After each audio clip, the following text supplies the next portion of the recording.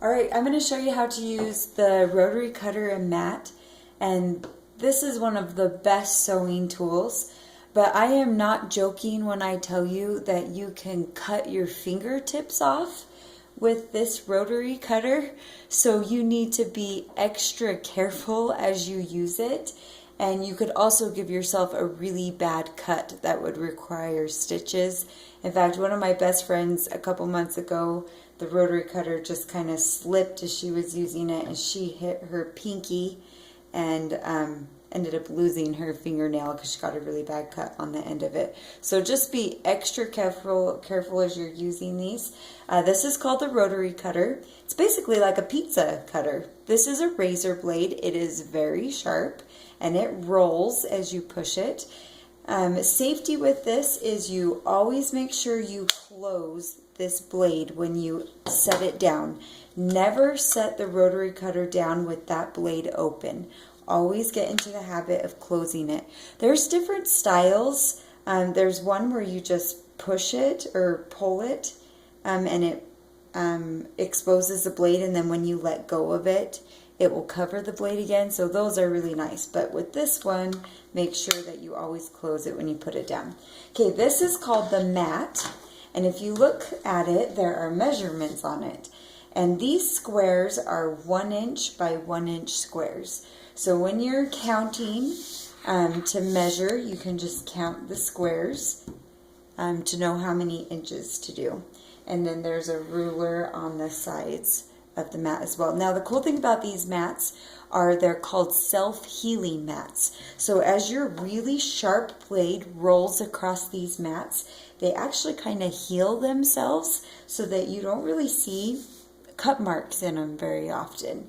You always have to use a mat when you are cutting with a rotary cutter, because I would slice right through the top of my table or make really bad cuts in it. So always use a mat. And then the last thing you need is called a transparent ruler, and mine has definitely seen better days here.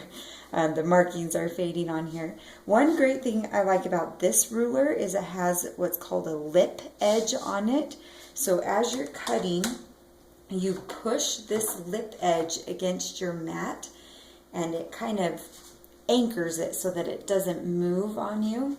And then you always line this ruler up with your lines on your mat to get a perfectly straight line. Now the advantages of using a rotary cutter are that you can cut multiple layers at the same time. Sometimes I can cut 4, 5, 6 pieces of fabric at a time.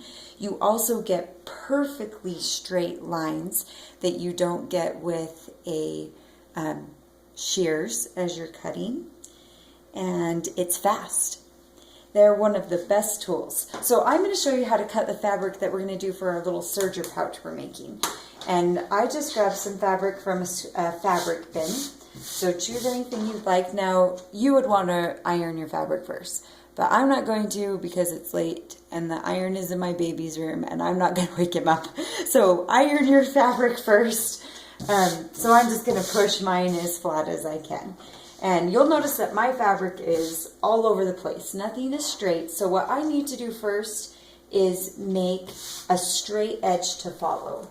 So I'm just going to kind of put it on my mat, and I'm going to take this ruler and I'm going to stick it so the lip edge goes against here, and I'm going to put it so that my ruler is following these lines. Make sure it always lines up at the bottom and the top.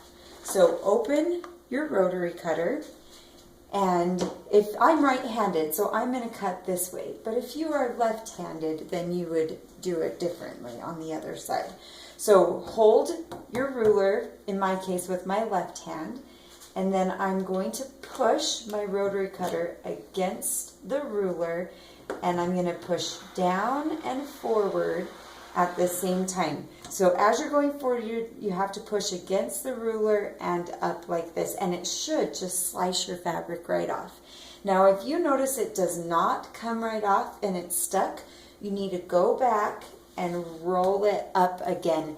Never do a back and forth motion like this with your rotary cutter, you're going to want to do that, but do not do that. It's bad for the mat when you do it that way. So just go back and do a straight cut up again, and never do this with the rotary cutter unless you want to cut yourself.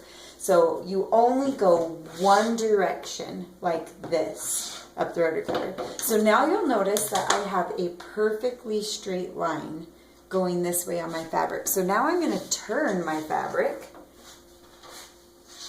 and I'm going to choose a line to follow. So I'm going to line it up with this line right here, and make sure that my fabric lines up with that line.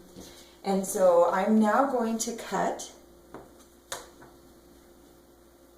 a line going up this direction.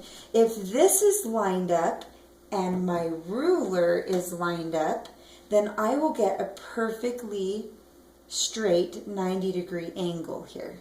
So I'm going to hold my ruler down again and then cut straight up.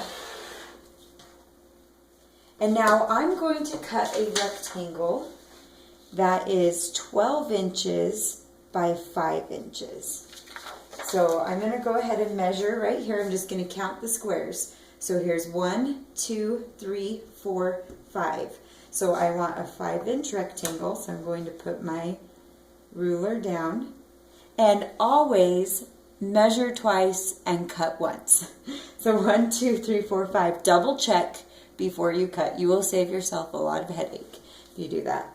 Alright, so I'm going to cut again. Again, hold your ruler down firmly and always keep your fingers away. Hold it over this way, not ever close to where your rotary cutter is going. Cut straight up. And now I'm going to move this piece of fabric this direction. Again, now I'm going to line it up with my squares. Make sure it's not going crooked. So make sure it's always right with the lines. Alright, so I know I've got 5 inches and I'm going to cut a 12-inch piece. So I'm going to cut 12 squares. 1, 2, 3, 4, 5, 6, 7, 8, 12. And you can also look down here at the bottom and just count the numbers, do some math in your head. And again, double check. Make sure you're cutting correct. Alright, so I'm going to go ahead and cut this one. One thing you want to double check is when you're cutting, make sure your ruler is not crooked up here. So if it's lined up here, but your ruler is crooked up at the top, you need to make sure that it's going at a perfect 90-degree angle. It lines up with the lines up here and down here. And then go ahead and cut. Okay, so I have my 5-inch by 12-inch rectangle, but for our serger pouch we actually need a 5 by 11 and a 5 by 1. So I'm going to take that same rectangle that I cut, line up with my squares on my paper, and then this time I'm just going to cut a 1-inch piece off. So,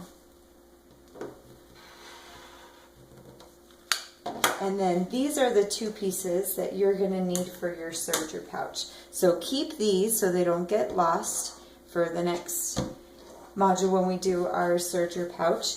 And that is how you use a rotary cutter and mat.